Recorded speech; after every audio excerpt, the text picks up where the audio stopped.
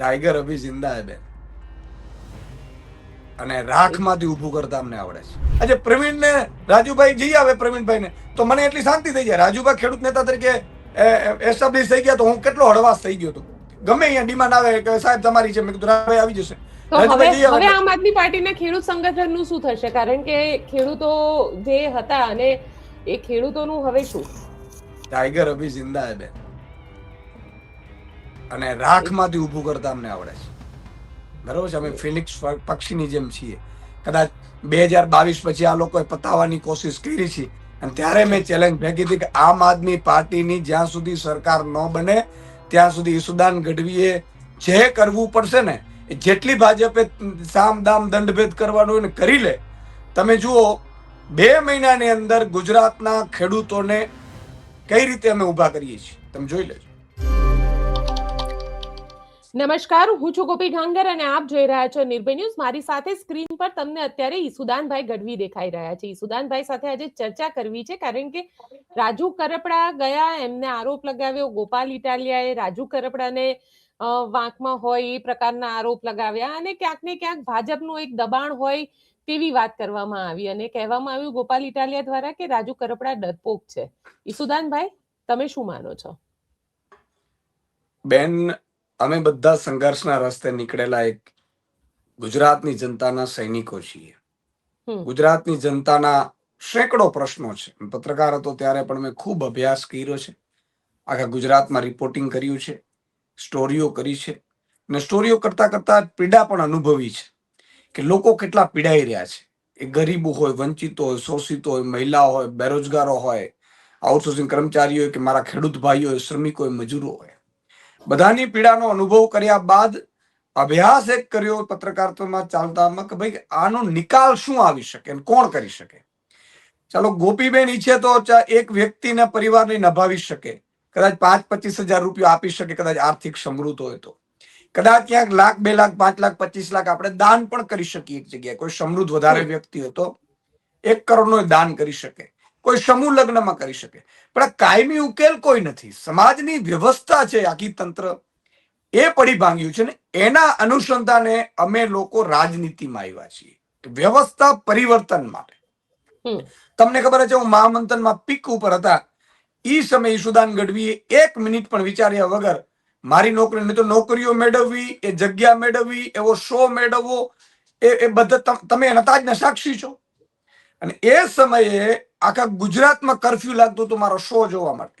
અને મારા શો માં ક્યારેય મેં શબ્દ છે ઈ હોઠથી નથી લાવતો, નાભીમાંથી આવતા હતા શબ્દો, તમને ખબર હશે. નહીં તો કોઈ ચેનલ ઉપર કોઈ એમ ન કે તમે ખરાબ કરશો કે બુરું કરશો તો તમને પ્લાસ્ટિકના જીવડા પડશે, સ્ટીલના જીવડા પડશે, આવું કોઈ બોલે નહીં. હું એડિટર ચીફ હોવા છતાં હું પોતે કદાચ જો પ્રેક્ટિકલ હોત તો હું એન્કરને આવું બોલવાનો દે. પણ એ નાભીમાંથી શબ્દો આવતા હતા, લોકો જોડાતા ગયા. પીક ઉપર હોવા છતાં અમે વ્યવસ્થા પરિવર્તન માટે આવ્યા, અને બધા લોકો આમ આદમી પાર્ટીમાં ધીરે ધીરે મારા પછી પણ ઘણા જોડાતા ગયા. આપે જોયું હશે, બધા લોકો સોમનાથ યાત્રા થઈ મારીને લગભગ 5.5 લાખ લોકો મિસકોલથી જોડાયા, અને બીજા બધા જેટલા આગેવાનો હતા એ બધા પણ જોડાતા ગયા. માનો કે વિસાવદરમાં પહેલી જ હુમલો થયો મારી ઉપર, ત્યારે જ વિસાવદરમાં ભૂપત ભાયાણી જોડાયા હતા પોલીસ સ્ટેશનમાં. બરોબર છે, એ યાત્રા હજી શરૂ જ થઈ છે. ત્યાંથી યાત્રા અમરેલી પહોંચી તો સુધીર વાઘાણી જોડાયા. એવી રીતે જોડાતા ગયા હતા બધા લોકો. હું એટલા માટે તમને બેકઅપ બાંધી રહ્યો છું કે તમારા જે ક્વેશ્ચન છે એનો જવાબ વ્યવસ્થિત રીતે નિર્ભયના દર્શકો સમજી શકે એટલા માટે છે. પછી 2022ની ચૂંટણી આવી, તમે જોયું હશે. 22માં હું ને ગોપાલભાઈ લીડર હતા. મારે વાપી ઉમરગામમાં સભા હોય, બીજે દિવસે દ્વારકામાં હોય. 12 કલાકની મુસાફરી કોઈ વ્યક્તિ કરી જ ન શકે. અમારી પાસે એટલું તો સંપત્તિ નથી કે હેલિકોપ્ટરો લઈને ફરી શકીએ ભાજપના નેતાઓની જેમ. એટલે 2022માં કેટલીક ભૂલો અમે જોઈ, એનો અભ્યાસ કર્યો, એક વિધાનસભા ગઈ. હું પ્રદેશ અધ્યક્ષ બન્યા પછી મેં અને મનોજ સોરઠિયાજીએ આખી 182 વિધાનસભાની વિઝિટ કરી, લોકોને મળ્યા, કાર્યકર્તાઓને મળ્યા, ભૂલો શોધી, એનો આપણે મતદારોનો મિજાજ જાણ્યું, બધું જાણ્યું. અને અલ્ટિમેટલી અમે એ એંગલ ઉપર આવ્યા કે અમારે વધારેમાં વધારે લીડરો તૈયાર કરવા પડશે. 100 લીડરો તૈયાર કરવાનો પ્લાનિંગ કર્યું. અમે અરવિંદ કેજરીવાલજી દિલ્હી આવ્યા, મને કે ક્યાં ક્યાં કરના ચાહીએ. એટલે મેં કીધું એક ઈસુદાનથી ગોપાલથી ચૂંટણીઓ નહીં લડાય. આપણે ઈસુદાન અને ગોપાલ છે એ લગભગ 100 જેટલા તૈયાર કરવા પડશે. અને એના ભાગરૂપે અમે દરેક લીડરોને, તમે જુઓ મીડિયામાં હોય અને બ્રીફિંગ ના હોય અને એને કરવાનું હોય અને આંદોલનમાં લીડ કરાવવાની હોય એ રીતે ટાર્ગેટ કર્યું. તમે જોયું હશે અત્યારે લીડરોની ધીરે ધીરે ફોજ વધતી ગઈ. ફોજ વધે એટલે સ્વાભાવિક છે કે લીડર જે વધતા જશે એની ડિમાન્ડ પણ વધતી જશે. માઇનસ પોઈન્ટ ઈ પણ છે કે લીડર વધશે એટલે એની ડિમાન્ડ વધશે, તો બધા જ લોકો બધું સહન કરી શકે એવું જરૂરી નથી.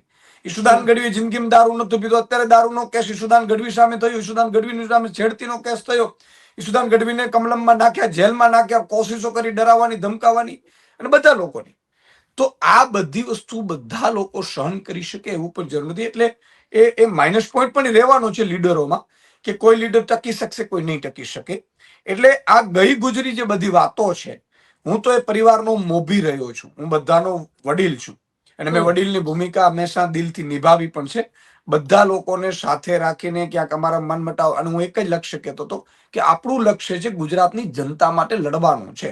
આપણું લક્ષ્ય ક્યારેય, આજે હું ગઈકાલથી બહુ દુઃખી છું કે મારા જ બે વ્યક્તિઓ કે અમે જ લોકો એકબીજા સામે કાદવ ઉછાળતા હોઈએ, એ ખરેખર મારા માટે પણ બહુ દુઃખ છે. પણ એ પાયો કોણે નાખ્યો? તો તમે ઇતિહાસ તપાસો કે પાટીદાર અનામત આંદોલન જયારે ગયું ત્યારે એ લોકોએ નક્કી કર્યું કે ગમે તેમ કરીને હાર્દિક પટેલને લાવો. એટલે આ ભાજપ બધા ખેલ કરે છે, ભાજપ કઠપૂતળીઓની જેમ રમાડે છે. પણ હું એટલા માટે જ મારે બધાને કહેવાનું છે, કાર્યકર્તાઓને કહેવાનું છે, લીડરોને કહેવાનું છે, જે નવા લીડરો હજી તૈયાર, હજી મારી પાસે 15 લોકોનો લિસ્ટ છે જેને મારે લીડર પ્રસ્થાપિત કરવા. હવે ઈશુદાન ગઢવી સભા કરે કે તો જ સભા કરીશું એવું લગભગ નથી રહ્યું, કે ગોપાલ ઇટાલી આવે તો જ સભા કરીશું નથી રહ્યું. અમારે બ્રિજરાજ સોલંકી સભા કરી આવે છે, સામત ગઢવી સભા કરી આવે છે, મનોજ સોરઠિયા સભા કરી આવે છે. તમે જુઓ પ્રવીણ રામ ને ઈ તો આખી કેડર છે જ. તો કહેવાનો ભાવાર્થ ઈ છે ગોપીબેન કે અમે 5, 7, 10 લોકો, અત્યારે તમે નહીં માનો, કાલે હું સવારે 8 વાગ્યાથી લગ્નમાં હાજરી આપવાનું શરૂ કર્યું હતું દ્વારકાથી, અને સાંજે હું રાત્રે જુનાગઢના વિસાવદરમાં પહોંચ્યો હતો જેતપુર થઈને. 14 જગ્યાએ હાજરી આપી હતી. ઘણા લોકો એવું કહે છે કે ઈશુદાનભાઈ નહીં આવે તો હું રાજીનામું આપી દઈશ. પાર્ટીમાં એટલે અમારા માટે ખૂબ તકલીફ પડે છે એટલા માટે કે એકાદ બે લીડરો, અમે તો ગણ્યા ગાંઠ્યા છીએ, ભાજપની જેમ સાંસદોની ધારાસભ્યોની પહોંચ નથી. ઈશુદાનભાઈ, અહીંયા સવાલ એ ઉભો થઈ રહ્યો છે ને કે તમે, કારણ કે ગઈકાલે એકબીજા ઉપર આરોપ પ્રત્યારોપ ખૂબ થયા. આમ આદમી પાર્ટીને લઈને રાજુ કરપડાએ પણ ઘણું બધું કીધું ને ગોપાલભાઈએ રાજુ કરપડાને ઘણું બધું કીધું. તમને શું લાગે છે પાર્ટીના એક, આમ જેને કહી શકાય કે અધ્યક્ષ તરીકે તમને પોતાને શું લાગી રહ્યું છે કે આખું જે થઈ રહ્યું છે એને લઈને તમે શું કહેશો? તમને કોણ સાચું લાગી રહ્યું છે, રાજુ કરપડા, ગોપાલ ઇટાલિયા, શું? નહીં, મેં કીધું ને કે રાજુભાઈએ પણ 5 વર્ષ સુધી મહેનત ખૂબ કરી છે. એમણે મજબૂતાઈથી પાર્ટી જ્યાં પણ કામ કરવાનું કીધું છે ત્યાં કર્યું છે. બટ નેચરલ ગોપાલભાઈ તો સંઘર્ષશીલ છે. ગોપાલભાઈમાં એક વસ્તુ કહીશું કે ભાજપની કોઈની તાકાત નથી ગોપાલભાઈને ડરાવી શકે, ધમકાવી શકે કે ગોપાલ ઇટાલિયન ખરીદી શકે. આ એક વાત હું તો બહુ અંદરથી માનું છું, મેં જોયું પણ છે. એક વસ્તુ એ છે કે રાજુભાઈ, માની લો કે આજે હળદરકાંડમાંથી ખેડૂતોની આશા બન્યા, તો જ્યારે મંત્રીમંડળ ચેન્જ થયું અને હર્ષ સંઘવીને જ્યારે ફૂલ ફ્લેજમાં ગૃહમંત્રી પદ કેબિનેટ આપવામાં આવ્યું, એટલે કે સુપર સીએમ બનાવવામાં આવ્યા, ત્યારે અમારો એક એંગલ એ હતો જ કે હવે આને ઓપરેશનો પાર પાડવાની જવાબદારીઓ સોંપવામાં આવશે. અમે અમારી સ્ટ્રેટેજી અમે તૈયાર રાખતા જોઈએ છીએ, સમજો તમે. અમે કઈ ઘાસ કાપવા માટે રાજનીતિમાં નથી, અમારે કઈ પદ પર પ્રતિષ્ઠા જોતી નથી. તો તમારી સ્ટ્રેટેજી અહીંયા ફેલ રહી ને. તો સાંભળજો, હું એ જ કહું છું કે અમે અહીંયા આવ્યા છીએ તો એટલા માટે આવ્યા છીએ કે માત્ર અમે વિપક્ષમાં બેઠા રહેતું કે માત્ર અમે કાદવ ઉછાળતા રહેશું એનાથી ફરક નથી પડવાનો. તો અમે જે રીતે આંદોલન ઊભું કર્યું, આંદોલન થયું, તમે જુઓ સરકારે લેખિતમાં કેવું પડ્યું, ભાજપ વાળાએ ભાજપના લોકોને કેવું પડ્યું કે આપણે કડદા કરવાનું બંધ કરવાનું છે. એકે એપીએમસીમાં કડદા ન થાય. પછી જે સુદામડામાં સભા થઈ અને ખેડૂત આંદોલનના 10 મુદ્દાઓ સાથે આંદોલન છેડવામાં આવ્યું, રાજુ કરપડા, પ્રવીણ રામ સહિતના અમારા પિયુષ પરમાર, રાજુ બોરખત્રીયા, રમેશ મહેરના સમર્થનમાં 86 લોકોના સમર્થનમાં મેં ભગવત માન અને અરવિંદજીએ સભા કરી અને ત્યાંથી એલાન કર્યું. તમને ખબર હોય તો મેં જ એ મુદ્દાઓ વાંચ્યા હતા. 10 મુદ્દાઓ સાથે આખા ગુજરાતમાં મુદ્દો લઈ જવાનો, પછી મુખ્યમંત્રી રજૂઆત કરવાની, આ બધી વસ્તુ અમે કરી. જો બધી જગ્યાએ અમે સફળ રહેશું એવું પણ જરૂરી નથી. જેમ સ્ટ્રેટેજી કેટલીક ચાલે છે, કેટલીક કોઈ કારણસર ફેલ પણ થાય તો અમારો પ્લાન બી અમે રેડી કરી દઈએ. પણ એનો અર્થ એ નથી કે અમે ગુજરાતની જનતા માટે લડવા નીકળ્યા છીએ, એ લડવૈયા છીએ કે અમને કાંઈ પર્સનલી કાંઈ જોતું નથી. અને તમે બધાએ જોયું છે અમે અત્યારે કરી રહ્યા છીએ સંઘર્ષ. માનો કે રાજુભાઈ કરપડા જેલમાં ગયા પછી એમને પરિવારને આ તે મળવાનું, હવે એ બધું કર્યું, પણ યાતનાઓ શરૂ કરી. જેલમાં એ લોકોએ વિચાર કરો, પોલીસ હાજર ન રહીએ, ક્યારેક સરકારી વકીલ હાજર ન રહીએ, તારીખ ઉપર તારીખ હતી. અને ગોપીબેન, હાઈકોર્ટમાં જ્યારે તારીખ લાગે છે ને આગલા દિવસે ચાર્જશીટ રજૂ થઈ જાય છે, એટલે અમારે ફરજિયાત ત્યાંથી હાઈકોર્ટથી પાછી ખેંચવી પડે છે. એનો કેટલા બધા ષડયંત્રો કરવામાં આવ્યા. ઇન બિટવીન શું શું થયું હશે ઈશ્વર જાણે. પણ એટલું ચોક્કસ છે કે સારા વ્યક્તિઓને ભાજપ કોઈ પણ રીતે ડરાવી, ધમકાવી અને એને કોઈ કેસોના દબાણ હેઠળ એનું કેરિયર ખતમ કરવાનું ષડયંત્ર ભાજપ વર્ષોથી રચ્યું આવ્યું છે ને આ વખતે પણ રચ્યું છે. એમાં ભાજપ ક્યાંક અંશે સફળ ગઈ છે એવું હું પણ માનું છું. અને એમાં તમે જુઓ કે દરેકના એક પ્લસ માઇનસ પાસા હોય, દરેકના. બરાબર છે, મારામાં કેટલાક પ્લસ પોઈન્ટ છે તો કેટલાક માઇનસ પોઈન્ટ છે, નથી એવું નથી. બરાબર. અરવિંદજી મને એવું કીધેલું કે ભાઈ એક ધરીથી હંમેશા ચાલવી જોઈએ પાર્ટી. મેં એવું કીધું કે સાહેબ અહીંયા થોડું આપણે ડિફરન્ટ કરીએ. અને તમે નહીં માનો, તમામ લીડરો ડેવલપ કરી, લીડરોને અરવિંદજી સાથે મળાવી ગુજરાતમાં, કારણ કે હું મોટાભાઈની પ્રદેશ અધ્યક્ષની ભૂમિકામાં છું, એક મારો વડીલ તરીકે મારી ફરજ બને છે. અને મેં બધાને સાહેબ સાથે ડાયરેક્ટ વાતો કરાતો, હું ક્યાંય વચમાં ક્યારે પડતો નથી. હું તો ઈચ્છું છું કે વધારેમાં વધારે લોકો ખીલે, કારણ કે મારા માટે રાજનીતિ કોઈ પદ હોદ્દો કે મારું વર્ચસ્વ માટે નથી. હું તો આજે પણ ભાજપ જો 25 કામ કરી દે તો હું આજે રાજનીતિમાંથી સંન્યાસ લઈ લઉં. હું તો પ્રજાના જ દુઃખ નથી જોઈ શકાતું મારાથી, એટલા માટે વ્યવસ્થા પરિવર્તન માટે આવ્યો છું. ને એમાં કોઈ પણ વ્યવસ્થા પરિવર્તન કરે, ઈશુદાનભાઈને કાંઈ નથી જોતું. ગાંધીજી જયારે આઝાદી મેળવી તો ગાંધીજી પ્રધાનમંત્રી નહોતા બન્યા સાહેબ. એને શું જરૂર હતી? રાષ્ટ્રપિતાની આખા દેશે એને રાષ્ટ્રપિતા માન્યું. મારો રોલ એ પ્રકારનો છે.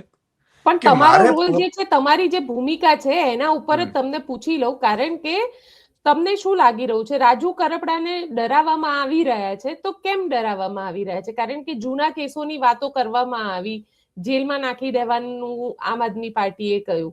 પણ ખરેખર એવું છે કે એક મુખ્ય તરીકે તમે ચેક કર્યું કે ખરેખર ગોપાલ ઇટાલિયાનો એ ત્રાસ છે કે નથી? કારણ કે ગોપાલ ઇટાલિયા ઇનસિક્યોર છે એવું પણ એમનું કહેવું છે, ભાજપ સાથે વહેંચાયેલા છે એવું પણ એમનો આરોપ છે. ગોપીબેન, તમે વિચાર કરો, ગોપાલભાઈ હોય કે અત્યાર સુધી પ્રવીણભાઈ હોય કે તમે મને કહો, જેલમાં એક રાજુભાઈ તો નહોતા. જેલમાં લગભગ 86 લોકો હતા. એક ખેડૂતના, તમે નહીં માનો, કેન્સર પીડિત ખેડૂત હતું. મેં હાથ જોડીને વિનંતી કરતો હતો સુપ્રીમ કોર્ટના વકીલ સાથે, મેં કોન્ફરન્સ કરાવેલી છે એના આખી ટીમની, કે ભાઈ ગમે તેમ કરીને આને કેન્સર છે અને એના દીકરાનું મૃત્યુ થઈ ગયું. વિચાર કરો. મેં કીધું એને તો કમસે કમ પેલા કાઢો, એને તો કાઢો. હું એમના ઘરે જઈ આવ્યો છું, એ ખેડૂતના પરિવારના ઘરે જઈ આવ્યો. બરાબર છે. તો એક વાત મેં જોઈ છે, બધા લોકો હતા, બધાને કશું કઈ વાંધો નહોતો. રાજુભાઈ એ ખેડૂતોની ઉમ્મીદ બન્યા હતા. રાજુભાઈ ખેડૂતોની ઉમ્મીદ બન્યા એટલે ભાજપને ડર લાગ્યો. અને રાજુભાઈ, અમે તો એવું ઈચ્છીએ છીએ, હજી હું એમ કહું છું, હું તો એવું ઈચ્છું છું કે મારા ઈશુદાન કરતા પણ બધા લોકો મજબૂત બને. આજે ચેતરભાઈ વસાવા મજબૂતાઈથી કામ કરી શકે છે. ચેતરભાઈની સભામાં આજે ખૂબ લોકો આવે છે. નરેન્દ્ર મોદી કરતા લોકપ્રિયતા ત્યાં વધી ગઈ છે. તો અમને એનો આનંદ છે. ચેતર વસાવા ઉપર 2 વાર થયું. ચેતર વસાવાને ધમકીઓ આપવામાં આવી, 307 લગાડવામાં આવી, ગ્લાસ ઉપર 307 લગાડવામાં આવી. અમારાથી બનતી કોશિશ અમે શું કરી શકીએ? અમે ત્યાં સભા કરાવી શકું છું અરવિંદજીની, ભગવત માન સાહેબ. હું કહું છું, ક્યારે અરવિંદ કેજરીવાલ કે ભગવત માન સાહેબ એમ નથી કહેતા કે સુદાન મારે આ નથી કરવું. આમ એ માટે હું એમનો આભારી છું. જ્યારે જે વખતે જે સમયે અને 5 મિનિટની અંદર હું કહું કે સાહેબ આ કરવાનું છે, સાહેબે ક્યારેય ના નથી પાડી અરવિંદજીએ. એટલે ગુજરાતની જનતા માટે જે કરવું પડે આપણે કરીશું. તો સભાઓ કરી, આમના માટે સભાઓ કરી, સુદામડામાં સભા કરી, 50,000 થી વધુ ખેડૂતો એકઠા થયા, સાઇન કેમ્પેનો થઈ.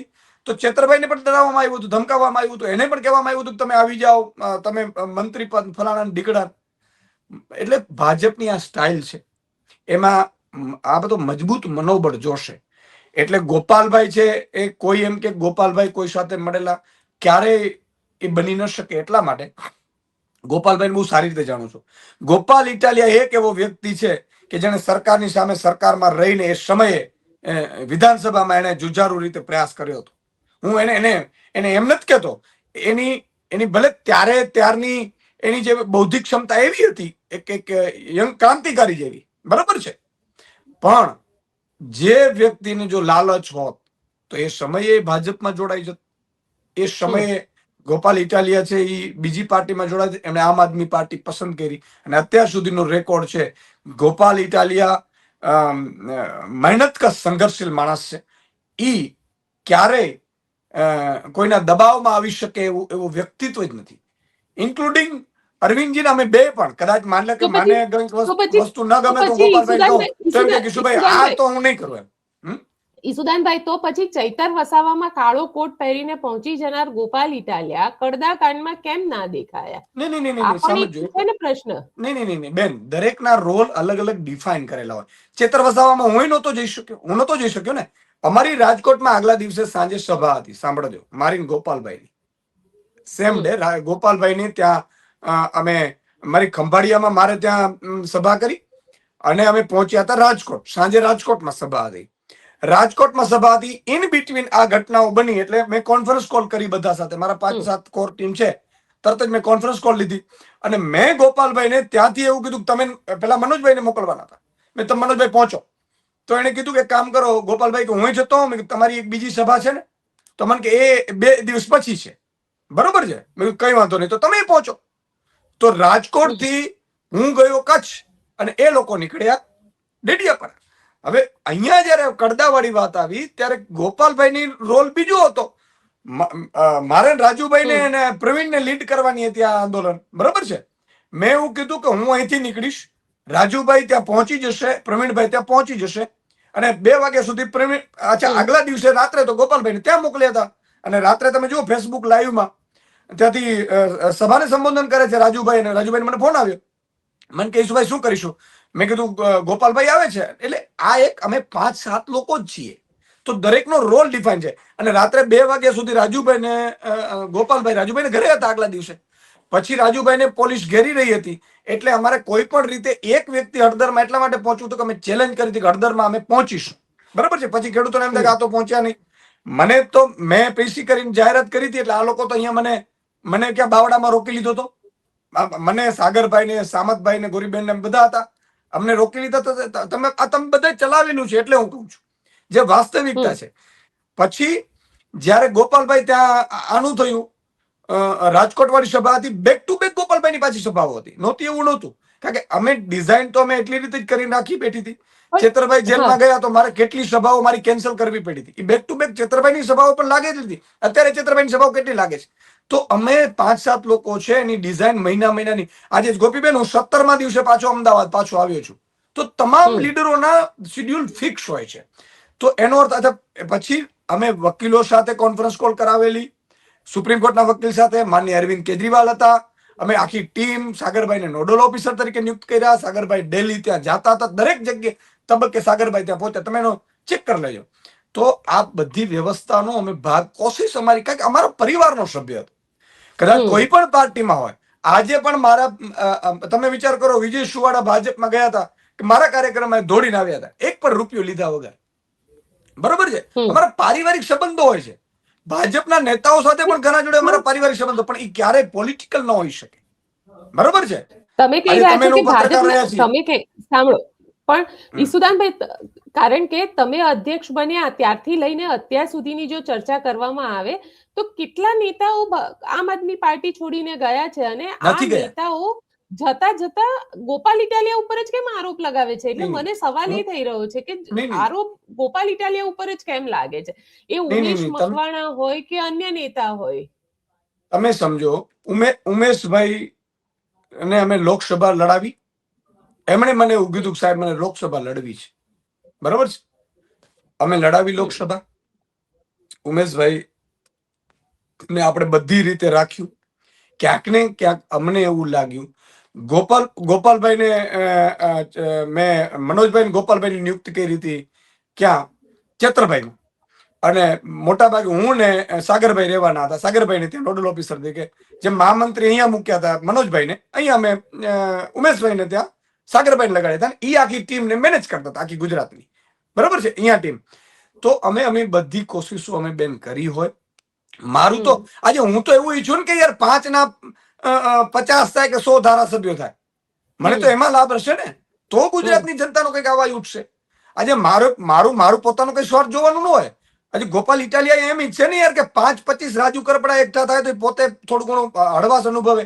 આજે એને ગોપાલભાઈ છે એ પોતાના સુરતમાં નથી જઈ શકતા, ફેમિલીને મળી નથી શકતા એવી હાલત છે. કારણ કે એક તો વિસાવદરમાં જીત્યા છે, બીજું એમની ડિમાન્ડ વધી હોય એટલે એની સભાઓ થતી હોય, બીજા કાર્યક્રમો.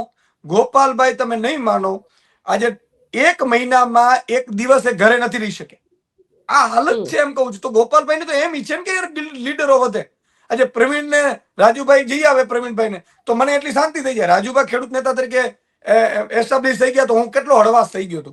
ગમે અહીંયા ડિમાન્ડ આવે કે સાહેબ તમારી છે, મેં કીધું રાજભાઈ આવી જશે. હવે આમ આદમી પાર્ટીના ખેડૂત સંગઠનનું શું થશે? કારણ કે ખેડૂતો જે હતા અને એ ખેડૂતોનું હવે શું? ટાઈગર અભી જિંદા હે બેન, અને રાખમાંથી ઊભું કરતા અમને આવડે છે. બરોબર છે, અમે ફિનિક્સ પક્ષીની જેમ છીએ. કદાચ 2022 પછી આ લોકોએ પતાવવાની કોશિશ કરી છે અને ત્યારે મેં ચેલેન્જ ફેંકી હતી કે આમ આદમી પાર્ટીની જ્યાં સુધી સરકાર ન બને ત્યાં સુધી ઈસુદાન ગઢવીએ જે કરવું પડશે ને, જેટલી ભાજપે સામ દામ દંડભેદ કરવાનું હોય ને કરી લે. તમે જુઓ 2 મહિનાની અંદર ગુજરાતના ખેડૂતોને કઈ રીતે અમે ઉભા કરીએ છીએ તમે જોઈ લેજો. એમાં ખેડૂત, અને હું હજી પણ કહું છું ગુજરાતના નાગરિકોને, એ ખેડૂતો હોય, બેરોજગાર યુવાનો હોય, મજૂરો હોય, શ્રમિકો હોય, કોઈએ ચિંતા કરવાની જરૂર નથી. ટાઈગર અભી જિંદા હૈ અને લડીશું. તમે કહી રહ્યા છો કે ટાઈગર અભી જિંદા હૈ, પણ સવાલ એ છે ને કે પાર્ટી ઉપર વિશ્વાસ કોણ કરશે? અરે વિશ્વાસ ઢગલાબંધ લોકો કરે છે. તમે જુઓ આજે તમે ચારે બાજુ ત્યાં ભાજપે ફે પડી કે કેમ કોંગ્રેસના નેતાઓનો પેલું કર્યા. અમારામાં કિસાન ખેડૂત નેતા મજબૂતાઈથી ઉભરી આવે એ ક્યારેય એવું ઈચ્છતા નહોતા. તો એને જે સામ દામ દંડ ભેદની નીતિઓ અપનાવશે તો અમે જો અમારી પાસે સત્તા નથી, સંપત્તિ નથી, પણ ઈશ્વરે બુદ્ધિ તો આપી જ છે. ત્રીજો પક્ષ પહેલી વખત 41 લાખ વોટ લઈ આવ્યા, મુખ્યમંત્રીઓ પાર્ટીઓ બનાવી નહોતો આવ્યા. અને એ જ નાના છોકરાઓ, નાના યુવાનો, ગોપાલ ઇટાલિયા હોય, પ્રવીણ રામ હોય, મનોજ સોરઠિયા હોય, સાગર રબારી હોય, ઈશુદાન ગઢવી હોય, ચેતર વસાવા હોય, આ લોકોએ આખી ગુજરાતની આશા બંધાઈ ગઈ છે. નરેન્દ્ર મોદીની સભા એક બાજુ ચાલતી હોય ને એક બાજુ અમારા ચેતર વસાવાની ચાલતી હોય. તમે પોતે જોયું છે, ચેતર વસાવાનો જલવો જોઈ લો. એને મહારાષ્ટ્રથી બસો મંગાવી પડે નરેન્દ્ર મોદીએ, અને એ જ ટાઈમે એ જ ચેતર વસાવાને સ્વયંભૂ લોકો આવે છે. અમે સત્યની સાથે ચાલી છે એટલે ઈશ્વર અમારી સાથે છે, ભગવાન જોઈ રહ્યો છે, માં ભગવતી જોઈ રહી છે. ઈસુદાનભાઈ, કારણ કે એવી ચર્ચા છે કે હવે ચૈતર વસાવાનો વારો છે. ભાજપે તો હજારો કોશિશ કરશે ને બેન, હજારો કોશિશ કરશે, પણ જે લોકોના મન મનોબળ છે, જેને સંઘર્ષ કરવો છે, એ રસ્તા બદલશે નહીં, રસ્તા શોધશે અને રસ્તા બનાવશે. અમે રસ્તા બનાવવા માટે આવ્યા છીએ. આજે તમે હિન્દુસ્તાનમાં તમે જુઓ, ગુજરાત ભાજપનો ગઢ કહેવાય, નરેન્દ્ર મોદી અમિત શાહનો ડેરો કહેવાય, અને એમાં પણ જો લાખની સભાઓ અમે 5-7 યુવાનો કરાવડાવી શકતા હોઈએ તો આ ગુજરાતની જનતાએ અમારા ઉપર કેટલો મોટો વિશ્વાસ મૂક્યો છે. અમે કાંઈ નથી, અમે તો સામાન્ય પરિવાર છીએ ભાઈ. અમે તો અમે કોણ છીએ? માનો કે અમારી પાસે કઈ કોઈ એવો મુખ્યમંત્રીના દીકરાઓ નથી. કોંગ્રેસ તો મુખ્યમંત્રીના દીકરાઓની પાર્ટી થઈ છે, બાપ બેટાની પાર્ટી છે. ભાજપ છે, તમે જુઓ સરપંચ થી પ્રધાનમંત્રી સુધી છે.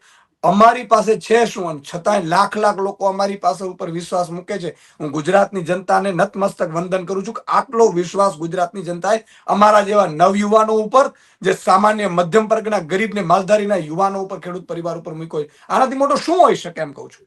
અમે બીજા ઉભા કરીશું. મારે 2027 સુધી 100 લીડરો તૈયાર કરવાના મારો ટાર્ગેટ છે, મારું લક્ષ્ય છે. અને 182 ધારાસભ્યો. અને હજી હું કહું છું બધાને, આમ આદમી પાર્ટીના નેતાઓને, કે કદાચ કોઈ નબળા મન ના હોય તો જવું જજો. ધારાસભ્ય ચૂંટાયા પછી એક પણ વ્યક્તિ ન જાય, કારણ કે ગુજરાતની જનતા તમને માફ નહીં કરે. હાથ જોડીને વિનંતી કરું છું. અત્યારે તમે કોઈ નેતા જવું તો જાઓ, હજી વાંધો નહીં, ચલો 2 જણાને એમ લાગતું હોય તો, બરોબર છે. પણ ગુજરાતની જનતામાં ચૂંટાયા પછી આજે વિસાવદર અમારા નાકનો સવાલ હતો અને ભાજપને 6,000 માંથી 18,000 લીડે અમે વિસાવદરને લઈ આવ્યા. કોંગ્રેસની એ તાકાત નથી, કારણ કે અમારામાં જનૂન છે, અમારામાં સત્ય છે, અમારે પ્રજા ઉપર વિશ્વાસ જીતવાની તાકાત છે અમારી, અને પ્રજાને વિશ્વાસ દેવડાવીએ છીએ કે અમે જીવ લગાડી દઈશું, જીવ સટોસટની બાજી લગાડીશું તમારા માટે. એ વિશ્વાસ ઈ જ બતાવે છે. અમે નતમસ્તક વંદન કરીએ છીએ ગુજરાતની જનતાએ. તો પછી રાજુ કરપડાએ આરોપ લગાવ્યો છે કે મારા પરિવાર સાથે જે રીતે વર્તન કરવામાં આવ્યું, મનોજ સોરઠિયાએ જે રીતે વર્તન કર્યું છે, એ વર્તનને લઈને ખાસ એ દુખી થયા છે. એમને એવું કહેવું છે કે મારા પિતાએ ફોન કર્યો તો ફોન ઉપર સીધા મોઢે જવાબ પણ નહોતો આપ્યો મનોજ સોરઠિયાએ. ક્યાંક પાર્ટીના અધ્યક્ષ તરીકે તમને નથી લાગતું કે સામાન્ય કાર્યકર્તાને પણ એવું લાગવું જોઈએ કે ના, મને જવાબ તો સંતોષકારક મળી રહ્યો છે? ગોપીબેન, મનોજ સોરઠિયાને હું બહુ નજીકથી ઓળખું છું. 2012 થી કોઈ આમ આદમી પાર્ટીની ટોપી પહેરવા તૈયાર નહોતું ને ત્યારે મનોજ સોરઠિયા સંઘર્ષ કરતા હતા ત્યારથી. મનોજ સોરઠિયા લીડરો તૈયાર કર્યા છે. ડિઝાઇન મનોજ સોરઠિયા કાર્યક્રમોની કરે છે. આજે પાર્ટી ક્યાંય પણ છે, મને પણ જોડાવાની જો ઈચ્છા થઈ હતી ને તો એ મનોજ સોરઠિયા જેવા વ્યક્તિઓના ને એવા યોદ્ધાઓના કારણે પાર્ટી જોઈન કરવાની ઈચ્છા થઈ હતી. મનોજ સોરઠિયા, અચ્છા બીજું કે મનોજ સોરઠિયા તો તૈયાર કર્યા છે બધાને. રાજુ કરપડાને ડિઝાઇન કરી દે કાર્યક્રમની, પ્રવીણ રામને કરી દે, ઈશુદાન ગઢવીને કરી દે, ગોપાલ ઇટાલિયાને કરી દે. મનોજ સોરઠિયા પોતે લીડર નથી બન્યા, એને બીજા લીડરોને તૈયાર કર્યા છે. એક વાત. બીજું કે એમના રાજુભાઈના પરિવારને હું મળવા ગયેલો છું. જેલમાં ગયા પછી દરેકના ઘરે ગયો છું અને દરેકને કહીને આવ્યો છું કે ક્યાંય પણ કોઈને પણ કાંઈ જરૂર પડે તો તમારો ભાઈ રેડી છે. અરવિંદ કેજરીવાલજી રેડી છે. અરવિંદ કેજરીવાલજી ખુદ મળવા આવે છે. અરવિંદ કેજરીવાલજી મોટા છે કે મનોજ સોરઠિયા મોટા છે? અરવિંદ કેજરીવાલજી અને સાગરભાઈ રબારી તો દર ત્રીજા દિવસે બધા સાથે કોન્ફરન્સ કોલ કરતા હતા. અને મેં એવું સ્પષ્ટ સૂચના આપી હતી, કોઈ પણ નિરાશ હોય, નારાજ હોય કોઈ મુદ્દાથી તો અમને કયો. અને આ બહાના એ લોજિક વગરના બહાના છે. આજે ઈશુદાનભાઈ જઈ આવ્યા છે એના ઘરે, અરવિંદ કેજરીવાલ ખુદ મળવા આવ્યા છે. સાહેબ, અરવિંદ કેજરીવાલજી પરિવારને બધા મળ્યા છે. તમે મને કયો. એટલે મારું એક કન્સર્ન છે કે એમાં એ મુદ્દાઓ તથ્યો વિહોણા છે. અને કદાચ કોઈ એક વ્યક્તિ, કદાચ ચાલો માની લો કે ઈશુદાનભાઈ જ નથી ગમતા પાર્ટીમાં, તો ઈશુદાન ગઢવીની પાર્ટી નથી. આમ આદમી પાર્ટી એવા દરેક વ્યક્તિની છે જે ગુજરાતની જનતા માટે લડવા માંગે છે. આમ આદમીના સૈનિક છે. પણ ઈસુદાનભાઈ, દરેક લોકો જાણે છે કે આમ આદમી પાર્ટી એક કોર્પોરેટ કંપનીની જેમ કામ કરે છે અને અહીંયા આગળ દરેક વ્યક્તિ કેટલું કામ કરે છે એ સવારે જ નક્કી થઈ જાય છે કોલની અંદર. મારો સવાલ તમને એ છે કે જો ગોપાલ ઇટાલિયાના કારણે પાર્ટી કોઈએ છોડી છે તો આમ આદમી પાર્ટી એનું ઇન્વેસ્ટિગેશન કરશે કે પછી જરૂરત નથી લાગતી? હું એ જ તો કહું છું, ગોપાલભાઈનો કઈ રોલ જ નથી. આજે ઈશુદાનભાઈ પાર્ટી ચલાવી, પ્રદેશ અધ્યક્ષ તરીકે હું પાર્ટીનો મોભી છું, બધા મારા પરિવારના સભ્યો છે. આજે ગોપાલભાઈને માની લો કે અમારા મહામંત્રી ટૂર નક્કી કરાવડાવે, એને પાવર આપેલું હોય તો એ બધી વ્યવસ્થાઓ ગોપાલભાઈ ક્યાં જશે, ઈશુદાનભાઈ ક્યાં જશે, આ બધાની વ્યવસ્થાઓ ત્યાંથી થતી હોય છે. એક એમે સિસ્ટમ બનાવેલી છે, બરાબર છે. બીજું કે અમારા માટે મેં કીધું ને કે આ બધા લોકો એવા છે કે જેમને ડાયરેક્ટ અરવિંદ કેજરીવાલજી સાથે, મેં અરવિંદજીને કીધું સાહેબ બધા સાથે વાત કરતા રહેજો, એકલો ઈશુદાન નહીં, એકલો ગોપાલ નહીં, સમજી લેજો તમે, બરોબર છે. અને આ બધા સાથે દર અઠવાડિયે હું વાત કરાવડાવું છું સાહેબ સાથે બધા. એટલે જેથી કરીને ક્યાંય એવું ન આવે કે ક્યાંક મારી ભૂલ થઈ જતી હોય, કોકને હું ઠપકો દઈ દેતો હું, ક્યારેક આ ગમતું હોય વસ્તુ ના ગમતી હોય તો એ લોકો મને કદાચ ન કહી શકે, તો એ પણ એક વ્યવસ્થા બનાવેલી છે. તમે વિચાર કરો. અને 5 મિનિટની અંદર તમે હેમંત ખવા છે તો હેમંત ખવાને ત્યાં બીજે દિવસે અમે મોકલ્યા બધા ખેડૂતોને અરવિંદજી સાથે વાત કરાવવા માટે. સાગરભાઈ આખી ટીમ મનોજભાઈને ગઈ હતી, એમણે કોલ ઉપર વાત કરાવડાવેલી. આ બધાએ ચલાવેલું છે. અમારે બહુ પારદર્શકતાથી. બીજું, અમારે અમારા માટે કાંઈ કરવાનું નથી. આજે મને તો એમ થાય કે 5 લીડર વધે તો એટલી હું બીજા ધ્યાન આપી શકું, સંગઠનમાં ધ્યાન આપી શકીએ આપણે, બરોબર. માત્ર 2022માં તો શું થયું, હું સભા સિવાય ક્યાંય નીચે ઉતરી જ નહોતો શક્યો ગોપીબેન. અને એના કારણે હું મારી વિધાનસભા ખુદ ની હારી ગયો હતો. મારી વિધાનસભામાં મેં એક સભા નહોતી કરી શક્યો. તમે સાંભળજો, બરોબર છે. છતાંય પ્રજાએ મને 60,000 મત આપ્યા. આ હું જનતાને કઈ રીતે છોડી શકું? તે તમામ જ્ઞાતિઓએ 60,000 મત આપ્યા, જે મારા 15 કાર્યકર્તાઓ નહોતા. બે ખંભાળિયા જ્યારે હું લડવા ગયો ત્યારે આટલું બધું પ્રેમ લોકોનું મળે બેન અમારા ઉપર, તો અમે શું કઈ રીતે ઋણ ચૂકવીશું? આજે ગુજરાતની જનતાએ આમ આદમી, તમે પોતે જોયું સર્વે આવ્યું એક કોઈ કંપનીનો કે આમ આદમી પાર્ટી બીજા નંબરની પાર્ટી બની ગઈ છે, અને બીજું અમે મેનેજ નથી થતા. આજે માન લો કોંગ્રેસની જેમ મેનેજ થઈ જતા હોય તો કોઈ વાંધો જ નહોતો. તો ભાજપને શું વાંધો હોય? ભાઈ વિપક્ષમાં રહ્યો ને તમે. કોંગ્રેસના જેનીબેન એવું કહે છે કે ગોપાલભાઈ, કારણ કે જેને તમે બી ટીમ કહી રહ્યા છો એ જ બી ટીમ તો તમે છો ભાજપની. હું શું કહું છું કે જો અમે ભાજપની બી ટીમ હોત તો કોંગ્રેસના 5 ધારાસભ્યો જે લડવાના હતા, ઈશુદાન ગઢવીએ પણ નક્કી કરવાનું હતું, ગોપાલ ઇટાલિયાએ નક્કી કરવાનું હતું, અમારી કોર ટીમે નક્કી કરવાનું ઉમેદવાર ઉભા રાખવા કે નહીં રાખવા. અમે નહોતા રાખ્યા. વાવની ચૂંટણી હતી, ત્યાં તો કોઈ ગઠબંધન નહોતું, કારણ કે અમારી ગઠબંધન 4 ને પછી વિસાવદરનું હતું, તો અમે તો ઉભું નહોતા રાખ્યા. ભાજપની તાકાત નથી ભાજપના એક નેતાની. મારા સંબંધો હોય ને તો એ મારા દિલથી મને ઓળખે છે કે ઈશુદાન ગઢવી એની લક્ષ્મણ રેખા ક્યારેય નહીં ઓળખે. અને અમારા એવા સંબંધો છે, સમજો માનો કાલે એક કાર્યક્રમમાં અમે ગયા તો અમે દિલીપભાઈ સંઘાણીને અમે મળી ગયા તો ગળે જ મળતા હોઈએ અમે. અમારું ભાવ છે, અમારું પ્રેમ છે, અમારી ખાનદાની છે, અમારી સજ્જનતા છે. અને અમે ક્યારેય પર્સનલ ક્યારેય ઈશુદાન ગઢવી કે અમારું કોઈ જાતું નથી કે ફલાણું આમ થયું ફલાણું આમ થયું. અમે એ પ્રકારના વ્યક્તિત્વ જ નથી. 5 વાગે ચૂંટણી પૂરી થાય એટલે શાસક ને વિપક્ષ પ્રજાના હિત માટે કામ કરવા જોઈએ, એ સજ્જનતા સાથે અમે કામ કરીએ છીએ. કોકે એવું ચલાવે તમારામાંથી કોકે કે ભાઈ અમે ત્યાં ગયા હતા, ક્યાં ગયા હતા? ગાંધીનગર, મુખ્યમંત્રીને મળવા માટે. કોઈ મુખ્યમંત્રીને મળવા જાય કોઈ વિપક્ષ? અમે ગયા હતા અને મેમોરેન્ડમ આપ્યું, અને ત્યાં મંત્રીઓ મળ્યા તો અમે ગળે લાગ્યા, એ લોકો આવ્યા. અમે એમ સજ્જન છીએ ભાઈ. અને અમારી વૈચારિકતા અમારી અલગ હોઈ શકે છે, અમારી પ્રજા માટે થઈ અને અમારા મુદ્દાઓ અલગ હોઈ શકે છે. મુદ્દાની લડાઈ લડીએ છીએ. ક્યારેય તમે જુઓ આજે ઈશુદાન ગઢવી હાર્યા હોય કે ત્યાંના કોઈ પર્ટિક્યુલર એક વ્યક્તિ ઉપર મેં કોઈ ટિપ્પણી કરી હોય તો કયો કે આ ફલાણું સાંસદ આમ છે, ફલાણું ધારાસભ્ય આમ છે, ફલાણું મંત્રી છે, ક્યારેય નહીં હોય. એ અમારી ખાનદાની નથી બેન, પણ એટલી ખાનદાની છે કે પ્રજાને લઈને અમે કોઈ સોદો નથી કરતા. તમે કહી રહ્યા છો કે સેટિંગ કર્યું ને જે બી થયું એ રાજુ કરપડાના કેસની અંદર કઈ રીતે આ સેટિંગ થયું હશે? શું લાગે છે આપને? બેન મારે એમાં કશું પડવું નથી. જે જવાબ આપવાના હતા અમારે પાર્ટી તરફથી ઓલરેડી ગતરોજ અપાઈ ચુક્યા છે.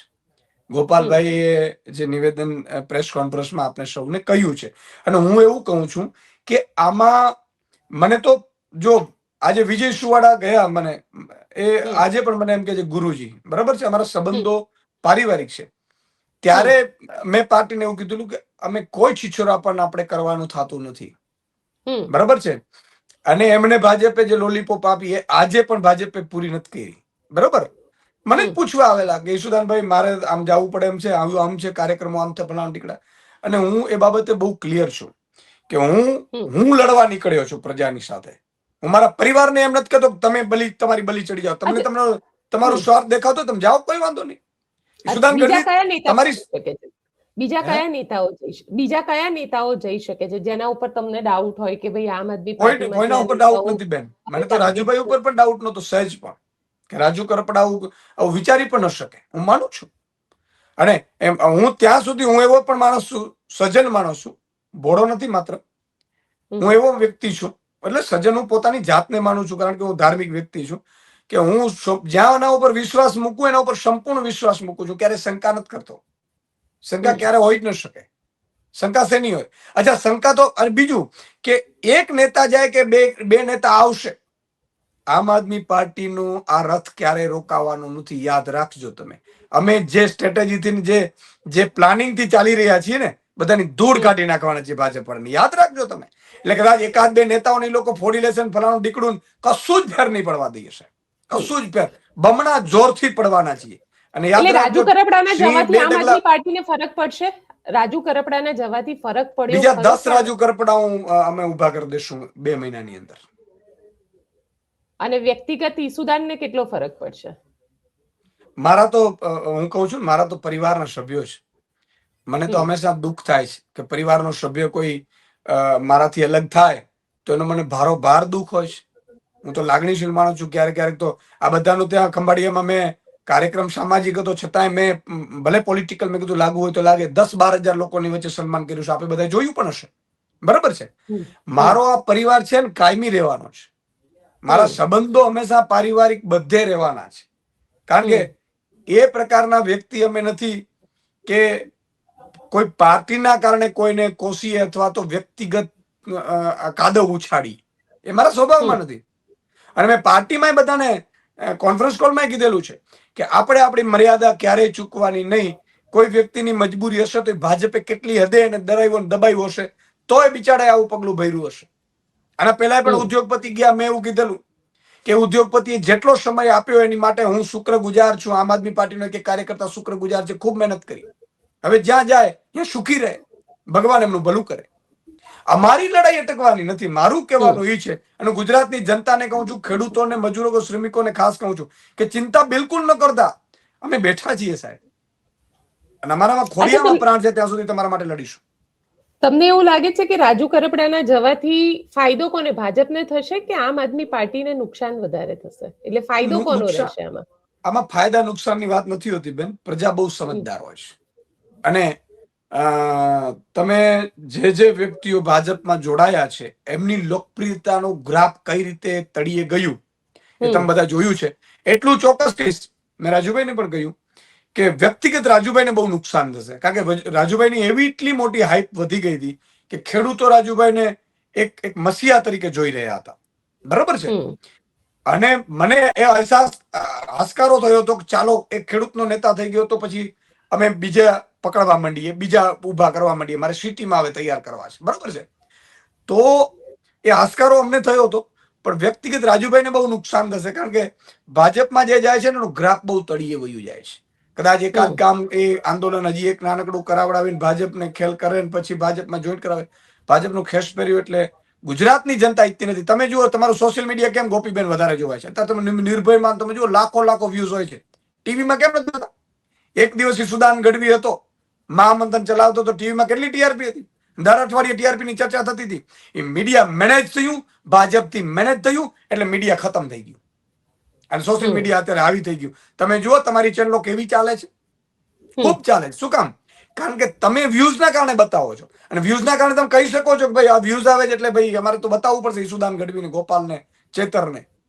બરાબર છે. તમને કદાચ એટલો બધો મારા ઉપર પ્રેમ નહીં હોય, પણ તમે સત્યના રસ્તે જતા જતા તમે આ પણ એક પ્લેટફોર્મ તો જોતા જશો. તો આજે સોશિયલ, એનો અર્થ થયો કે પ્રજા ઈચ્છે છે ભાજપ વિરુદ્ધ મતદાન કરવાનું, સમજો. અને ભાજપમાં કદાચ કોઈ પણ વ્યક્તિ જાય એ ખતમ થઈ જવાનો છે. અને ભાજપની સામે જે પણ લડતો હશે ને એ ગુજરાતની જનતાનો હીરો હશે. આ લખી રાખજો તમે. તમે કહી રહ્યા છો એ ગુજરાતની જનતાનો હીરો હશે, પણ સવાલ એ છે કે અમે જનતાની વાત લઈએ છીએ, જનતાના મુદ્દાને લઈએ છીએ, એટલા માટે જ અમે સવાલ પૂછીએ છીએ. ઘણા બધા નેતાઓને પસંદ નથી આવતા અમારા સવાલ, અમને લોકો ગાળો પણ લખે છે. ગઈકાલે ગોપાલ ઇટાલિયાના ઇન્ટરવ્યુમાં અને ખૂબ લોકોએ ટ્રોલ કરી છે. પણ મારી વસ્તુ એક જ છે ઈસુદાનભાઈ, કે જે રીતે તમારી પાર્ટી ચાલી રહી છે, 27ની ચૂંટણી હજી દૂર છે, સ્થાનિક સ્વરાજની ચૂંટણી એ પહેલા આવશે. કેટલું નુકસાન, કેટલો ફાયદો? ફાયદો નુકસાનની તમે વાત બીજી વાર મને પૂછી છે તો કહી દઉં. આમ આદમી પાર્ટી ફાયદા નુકસાન માટે નહીં, સંઘર્ષના મેદાનમાં લડવા માટે આમ આદમી પાર્ટી એનો એક એક સૈનિક તૈયાર છે. તમે વિચાર કરો, હું આખા દિવસમાં ગઈકાલે લગભગ 500 વ્યક્તિઓને મળ્યો છું. 500, મોર દેન 500. અને એની પાસેથી જાણ્યું છે, ખેડૂતો પાસેથી જાણ્યું છે. મેં વિધાનસભાની એક મીટિંગ લઈ આવ્યો માણાવદર ગઈકાલે હું. બરાબર છે. તો ત્યાં પણ બધા લોકો પાસેથી અભિપ્રાયો લીધા. ભાજપને નુકસાન છે તાલુકા જિલ્લામાં નથી, કારણ કે એમણે રાજુભાઈને એટલા પ્રેશરમાં રાખ્યા એટલે પેલા લોકો એટલું પ્રજા એટલી ગુસ્સે થઈ ગઈ છે કે ભાજપ દર વખતે તોડી નાખે છે. વિસાવદરમાં શું થયું? દર વખતે તોડી નાખે છે ભાજપ. આવો બતાવી દઈએ ભાજપને. તાલુકા જિલ્લામાં જે રીતે રાજુભાઈને દબાવીને ભાજપે હેરાન કરવાની કોશિશ કરી છે બેકફૂટ ઉપર રહીને, એ ભાજપને તાલુકા જિલ્લામાં બહુ મોટું નુકસાન થવાનું છે. આ લખી રાખો.